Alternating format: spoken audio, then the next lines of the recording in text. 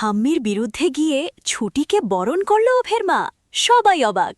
হ্যাঁ বন্ধুরা, শুধু তোমারই জন্য সিরিয়ালের আজকের পর্বে আমরা এমনটাই দেখতে পাব।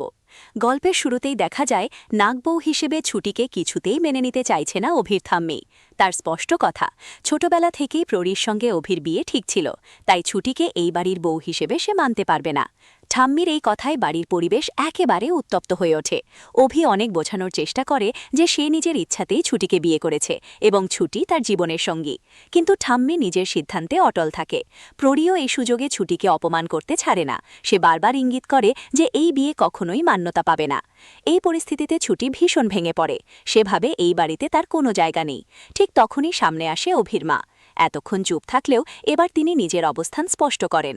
সবার সামনে দাঁড়িয়ে তিনি বলেন, যে মেয়ে আমার ছেলের জীবনের সঙ্গী সেই এই বাড়ির বউ। এরপরেই তিনি সকলকে অবাক করে দিয়ে ছুটিকে বরণ করে নেন। সিঁদুর, আলতা আর আশীর্বাদ দিয়ে ঘরের বউ হিসেবে তাকে স্বীকৃতি দেন। এই দৃশ্য দেখে সবাই স্তব্ধ হয়ে যায়, বিশেষ করে ঠাম্মি ও প্ররী।